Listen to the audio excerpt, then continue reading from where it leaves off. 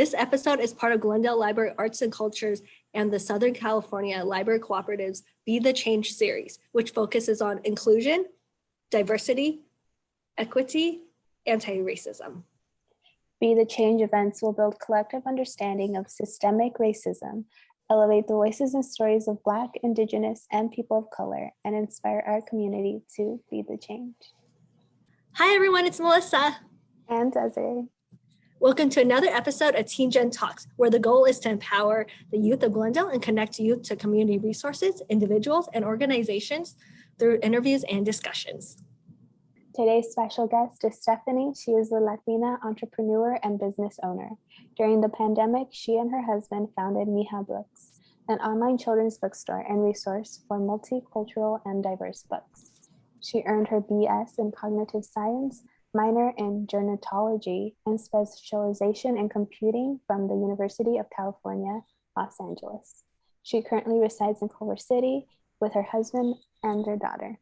But before we get started, don't forget to follow us on our socials on Facebook and Instagram at MyGlendaleLAC. Follow us on Spotify and Apple or anywhere where you get your podcasts from. Also, make sure to like and subscribe to the YouTube channel, Glendale Library Arts and Culture, where we post full episodes every Friday at 4:30 p.m. Thank you, Stephanie, for taking the time out of your day to talk with us. We have a lot to discuss. You're welcome. Thanks for having me. So during the pandemic, you and your husband founded MiJa Books. Can you please let everyone at home know more about your online bookstore? Yeah, so our bookstore started with actually our daughter and building her home library. We were trying to find characters that looked like her. She's Afro-Latina. And we wanted her to have a diverse library that not only celebrated her own cultures, but other people's cultures as well. When I was a girl, I had a really big home library. Thankfully, I was lucky enough to have that.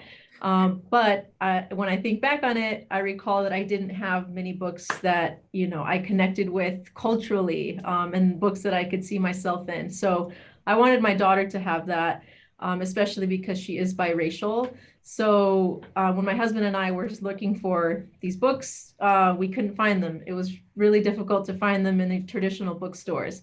So long story short, that's how MiJa Books started, was from that experience of building our daughter's library. And at first it was a website resource, and since then it's developed into an actual store. It's an e-commerce based, but we also do a lot of pop-ups throughout Southern California. Yeah. What is your mission behind MiJa Books? Yeah, so the mission is, if you go to our homepage, you'll see right away how we're different. We showcase and highlight only books that feature protagonists of color and books that celebrate diverse cultures. In our bookstore, you'll see we also carry Spanish language books. We have bilingual books. We have our first English Mandarin book. So we're trying to bring in as many languages and cultures as we can. And that's really our mission, is to diversify children's bookshelves. And ultimately, we have this vision to create a more inclusive world by starting with children's bookshelves. So that's a little tiny mission of ours. We're trying to change the world. Yeah. That's beautiful. You also earned your BS in cognitive science, minor in gerontology, and specialization in computing. How do you incorporate that with your bookstore? Yeah, so, during the pandemic, we started MiJa Books, and prior to the pandemic, I had used my cognitive science and gerontology degree with my first business, which was helping seniors that lived in retirement homes. So that was, definitely much more related, but I will say that with the bookstore, it's interesting how my educational background still comes into play. Primarily, the specialization in computing has helped me a lot with our website. Knowing just a background in coding and HTML and computer language, I'm able to look at the back end of our website and not have to rely as much on web developers to completely do everything with our website. I'm the one that updates our inventory and puts up new blog posts and changes a little bit of the look of our web page. And then also, I think generally speaking, just as the cognitive sciences help you in everyday life, just knowing how a brain develops and the different parts of the brain is really when I speak to people about why it's important to have diverse books, you know, because children are their brains are in that critical early stage of development.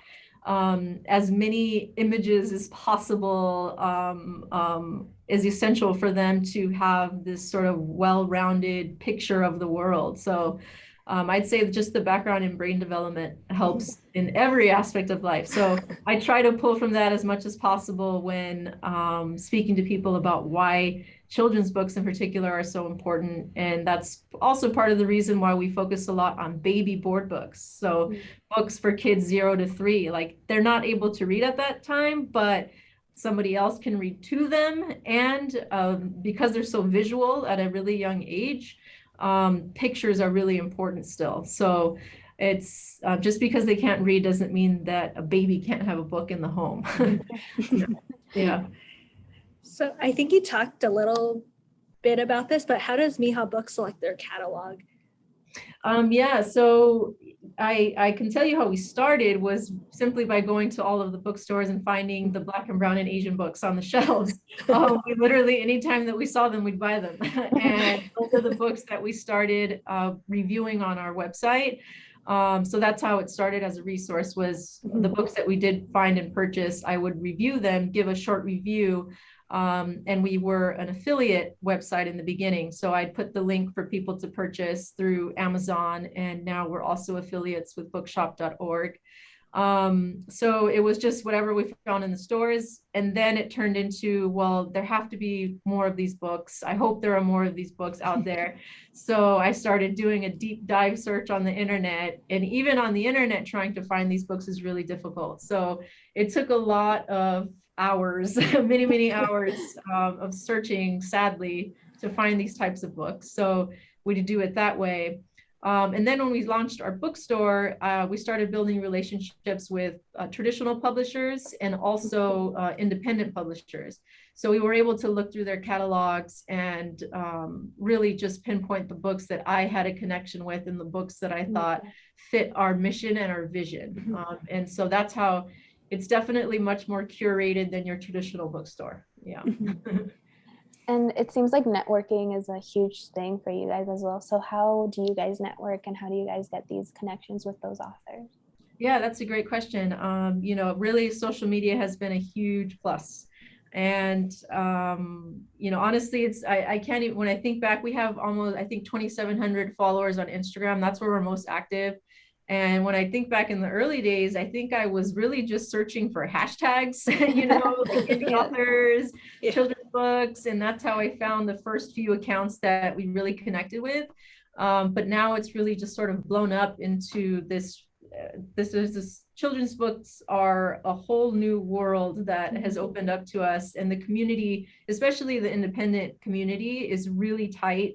And we love to support each other and share, you know, when the new book comes out or when there's a new publisher that's focusing on multicultural books. So social media has been a huge plus. And especially because of the pandemic, when we were starting all of this, it's hard to not have those in-person networking events that would have made this a lot easier. Or at least it would have given us other avenues to use for marketing and networking.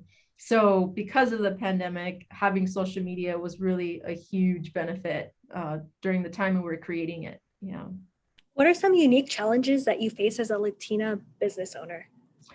That's a good question. I immediately think back to social media. So there's this thing in how can I say this? So with people of color that have accounts on social media, we've kind of started to notice something it's a bit disheartening, that whenever you use hashtags like Black Lives Matter or Latina owned or things like that, when we try to run ads on those things, they seem to be not as displayed as prominently as if we did not use those hashtags. So, and I'm not the only one that's experienced that as a person of color that owns a business. And so that's been a challenge, is trying to find sort of, I guess you can say, the balance on how to promote yourself as a business of color. So that's still a challenge that we're trying to overcome, right? We have to try to kind of walk a really fine line.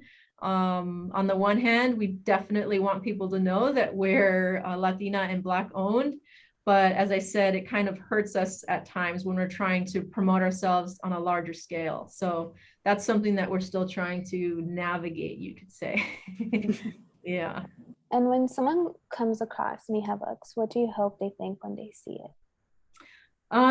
Yeah, I mean, it's really the reaction that we get when we have pop-ups, I think, is really what we're looking for. So when people see the book covers in our pop-ups and they see that they're different from a traditional store, you know, we get the reactions of like people kind of take a step back and say, wow, you know, like this is different, and they notice it right away. So we're looking for that reaction that people get our brand right from us not really having to say much.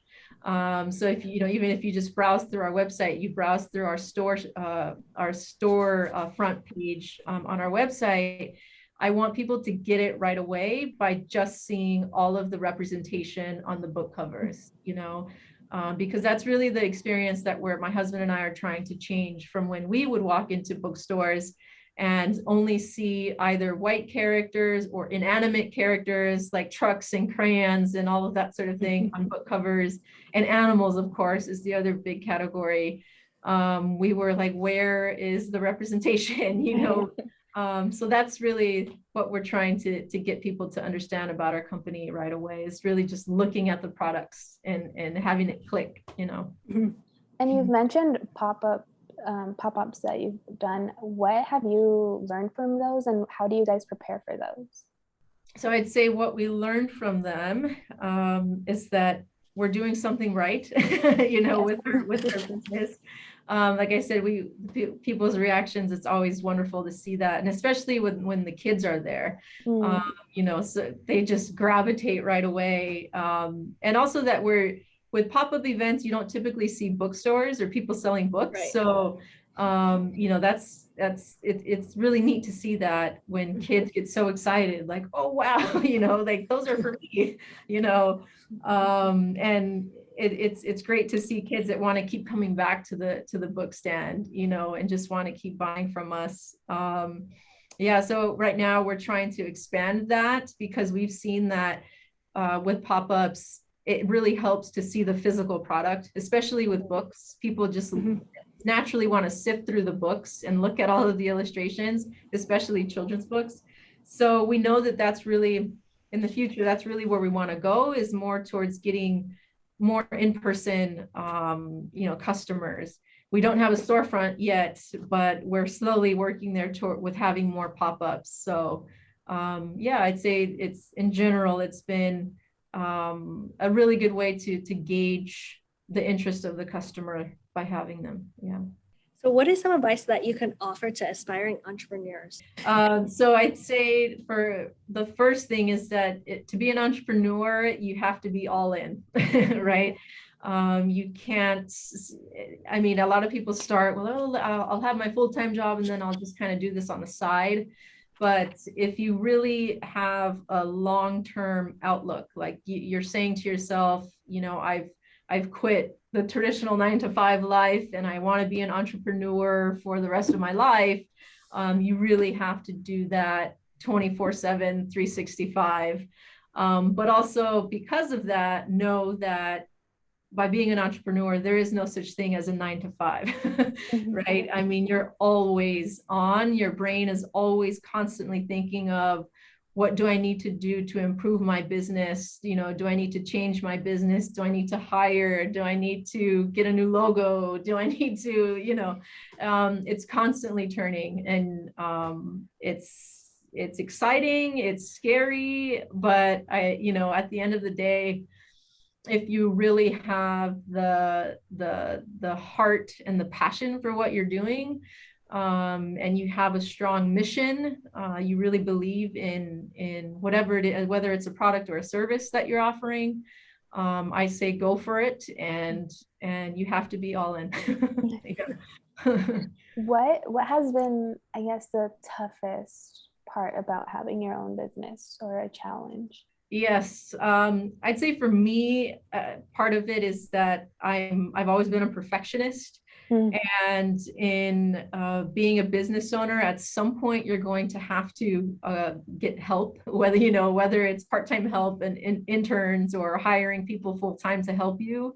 If you expect your business to grow, you have to hire on. You can't be a solopreneur, as they say. That's how you might start in the beginning, but at some point, if this is going to be your life, you have to be able to delegate and put tasks on somebody else. And so for me, that's challenging because, as I said, I'm a perfectionist. And so you always wish that you can just clone yourself and have a bunch of clones, running your business, but that's not possible yet. So that's been the most challenging thing is trying to figure out how to delegate and compartmentalize to keep things organized, but also help your business grow at the same time. Mm. And we sadly sometimes don't see a lot of light being shined on Latina entrepreneurs. And as a fellow Latina, it's inspiring to me that you are doing all of this, and not only for yourself, but for your daughter and your family. So what does all of this mean to you, and what does it mean for you to be a Latina and a business owner? Yeah. So for me, I mean, I'm a first generation university grad. Needless to say, I'm definitely sort of the one that's always thought out of the box in my family and tried to, I have sort of this long-term vision of breaking a cycle that is in our family of people just not thinking that they have the opportunity to expand beyond what we knew, and growing up in a small tight-knit neighborhood, where all of our family lives within 5 miles of each other. I was the first to move out of town and go to college, and ever since I moved and went to UCLA, I never came back home. I got my first apartment, and with the money I had saved up for my first jobs, I paid for my apartment, lived there for 4 years, and then moved in with my then fiance. But I think for me, it's really important to just try and teach family members that there are more opportunities available to us. And so that's something I'm trying to teach my daughter when she's old enough, and she's already experiencing it when we bring her along to our pop-ups or when we bring her to the office. We want her to see that we're working hard, and that, she knows. I feel like she's already getting the sense of it, when we're on phone calls, work business calls, or when we're at our computer working, diligently. And although it sometimes it pains me that I can't spend all of that time just with her. I think I always have to tell myself that I'm showing her what it is to be a business owner and to create something for not just for myself, but for my daughter and my future children, and that I'm creating this legacy for her to have, and the opportunity for her to also have a job when she's young, and to learn these skills that for me, unfortunately, took, I think, way too long to learn. So yeah, that's really important to me, is that legacy that I'm leaving for my daughter and future children. Before we end, we have some rapid fire questions. The first question is, what is your favorite color? Oh, purple. Yeah, if you go to our Instagram page, you'll see there's a whole lot of purple. Pretty obvious. Yeah. What is some advice that you wish you would have known when you were younger? I would say kind of what I was saying earlier, is that there's more available to me than originally meets the eye. Like one of the regret I had with my college years is that I never traveled abroad when I had so many opportunities to do so, because I always thought that traveling was unattainable for me as a sort of lower middle class Latina. I saw people going on trips, and I thought, well, that's not for me. So I never bothered to even sign up for things like that. Yeah. So just realizing that the world is, cliche, the world is my oyster, right? Yeah.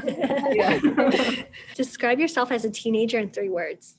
Oh gosh, shy, I'd say contemplative, and As a teenager, studious, very studious, yeah. What's your favorite children's book?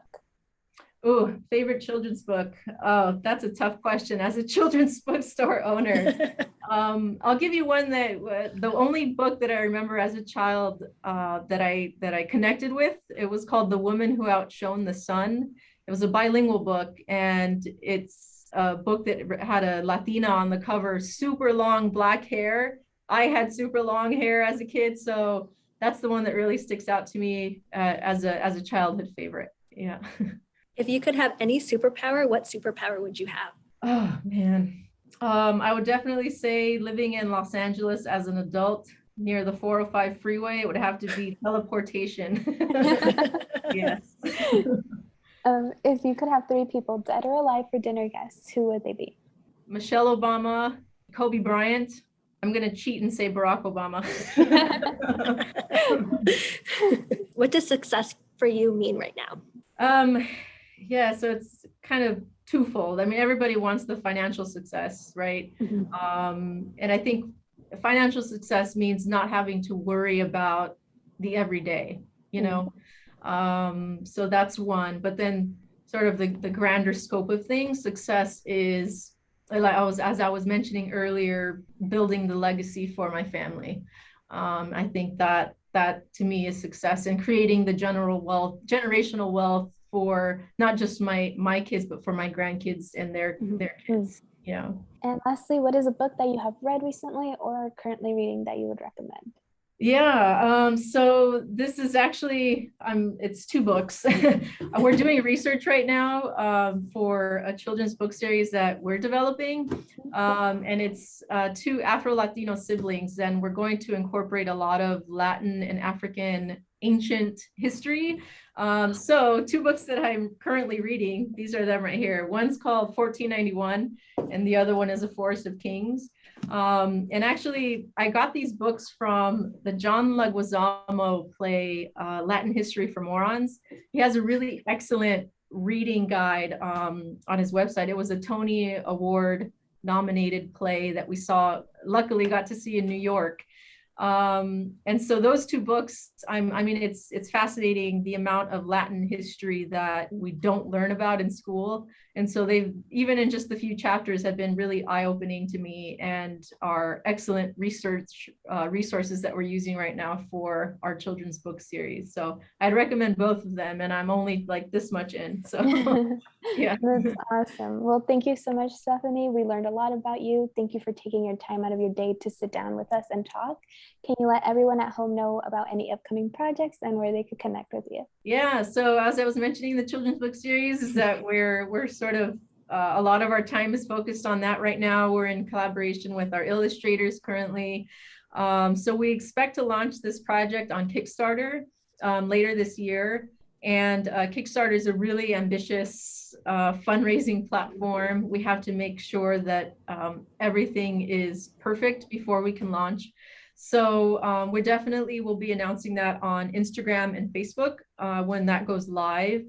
So you can find us at MiJa Books on Instagram and Facebook.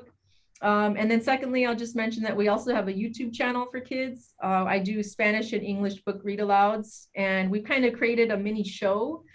So we incorporate a lot of positive affirmations for kids, and we have a dance segment to promote physical activity for kids. So you can find us on YouTube at MiJa Books Storytime is our YouTube channel. Yeah. Awesome. Thank so you. Cool. Thank you so much. We really appreciate this, and it was nice meeting you virtually. Yeah, of course. Thank you again for having me. It was fun.